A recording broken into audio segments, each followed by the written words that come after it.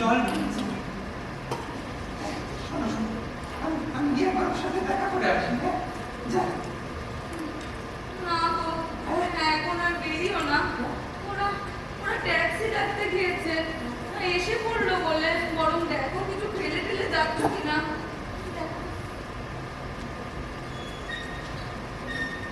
দেখেছো বল না। তোমাদের ট্রেনটা কোথায় গো? আমাদের ট্রেনটাই বোধহয় আগে। তোমাদেরটা তো কি কালকা মেল। ওটা 7:30টায়। এই দেখেছো? দেখো আমার হাতে কি। হাতে তোমার কিচ্ছু মনে থাকে না। তোমার এই মাফলারটা, এটা আমার ব্যাগে করে চলে যাচ্ছিল। ঠিক কি হতো? লেগে যাবে তো।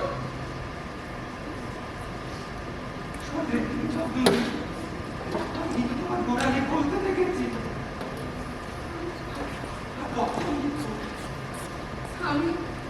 আমি কি লিখতে জানি? লোক দিয়ে লিখিয়েছি এত কাল।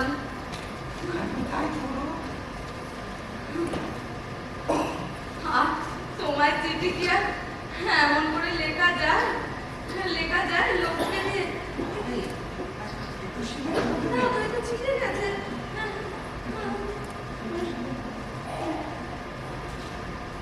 বুঝলে গো, তোমার বর্ণ পরিচয় না থাকা দুর্গতি, কিছু লিখতে পারবে না।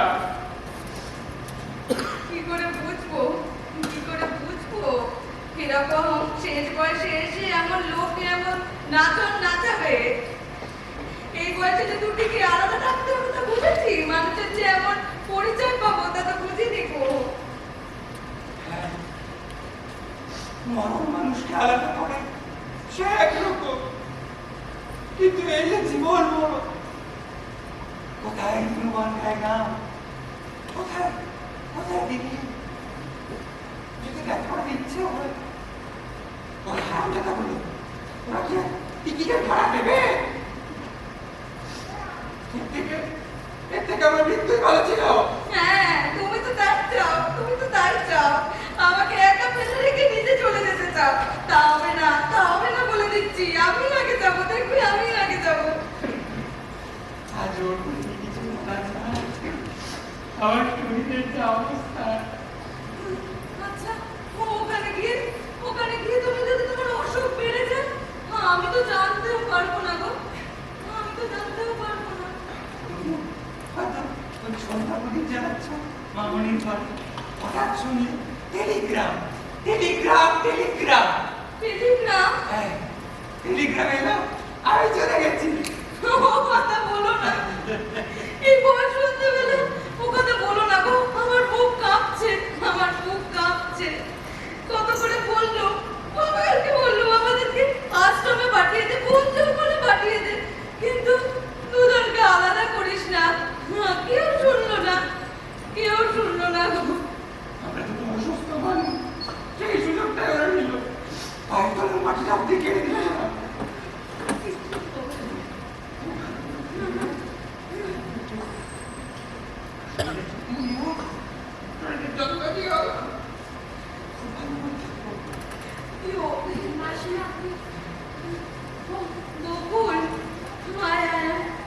যাওয়ার সময় কাঁদতে নেই মাসিমা।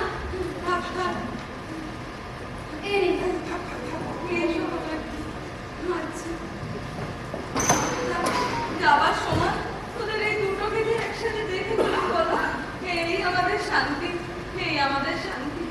কি হলো জানাস কিন্তু? হ্যাঁ, কত দিয়ে জানার ছেলে মেয়ে কি হলো। আর তাদের এমন করে মানুষ করো যেন বুড়ো বয়সে তোমাদের দেখে। এখানে ছিলাম, কত সুবিধা ছিল। বকুলকে এই অবস্থায় আপনাদের কাছে রেখে আমি শান্তিতে অফিস যেতে পারতাম। এখন যেখানে যাব সেখানে মানুষজন কেমন হবে, আজকালকার দিনে তো কেউ কারো খবর রাখে না। কে জানে। এই গাড়ি এসে গেছে, ওঠো তাড়াতাড়ি করো। বসে আছো কেন? এই ব্যাগপত্র তুলে দিকে আনো। উঠবে তো? তাতাই কোথায়? তাতাই কখন থেকে বললাম রেডি হয়ে থাকতে, তোমরা এখনো বসে আছো। এই তুই আয়। আমরাও বেরিয়ে পড়ি, হাওড়া ব্রিজে তোমার জ্যাম হবে। তাদের বাবা চলো, দেরি করছো কেন? তাতাই আয়। কোথায়? মা কি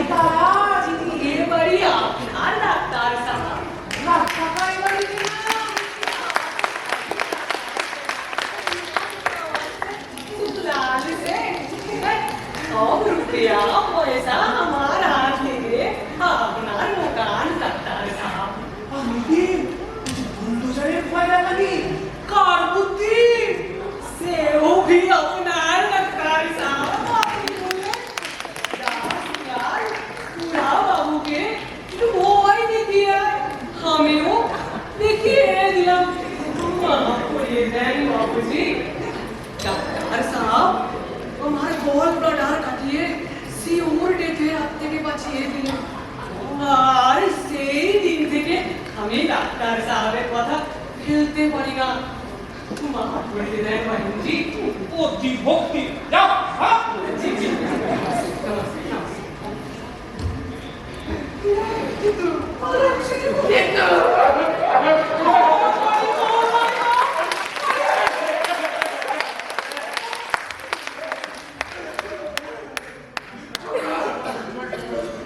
কেউ যাবে না এই বাড়ি ছেড়ে কেউ যাবে না শ্যামল বকুল তোমরা যাবে না নিজেদের ঘরে থাকবে কেউ যাবে না এই বাড়ি ছেড়ে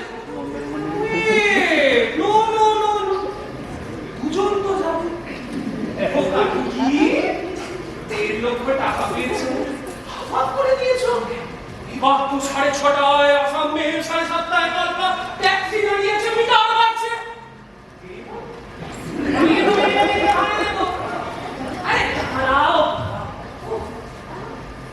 আমি যেতে বলেছি বলেই যেতে হবে তোমাদের চিন্তা কোনো তোমাদের কোনো কথা নেই তুমি বললেই যেতে হবে এ বাড়ি তোমাদের বাড়ি না ও ট্যাক্সি ভাগিয়ে দিয়েছে সুলতান সে যেমন ভাগিয়ে দিয়েছে ওকেও ভাগিয়ে দিয়েছে কেউ যাবে এই বাড়ির আজ গৃহপ্রবেশের দিন বাড়ি ছেড়ে বেরোলে অনর্থ ঘটে ওকে কেউ যাবে না আজ বাড়ি ছেড়ে তাই শোনা তোমার খাবার নলে উঠে পায়েস বানাবে তাই না বাবা তলে তলে এত তোমার জন্যই তো বউটা তোমার জন্যে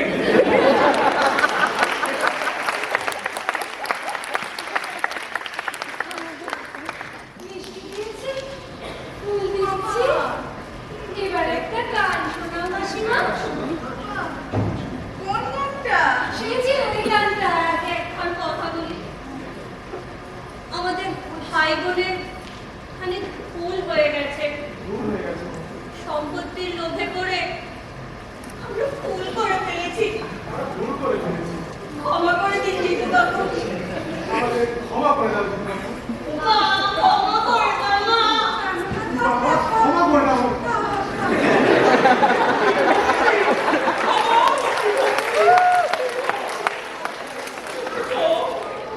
মামা ওখানে টাকাটা দিয়েছো না চিঠিটা তোকে ফেরত দিয়ে দাও চলো দিদি টাকা করে এক জায়গায় করে দিন লিগালি একটা বাড়ি কিনতে দেবেন আমার করে নাকি নিয়ে যেতে দাও অবস্থা কি?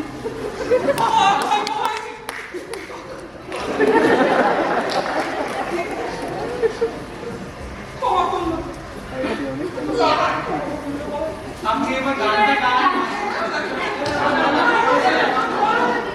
কোন গানটা ওই যে ওই গানটা যেটা তুমি রোজ সকালে গিয়ে আমাদের ঘুম ভাঙাও লজ্জা করতে আচ্ছা তবে তবে একটা অন্য গান শোনাচ্ছি ও না হয় রহিতে কাছে আরো কিছু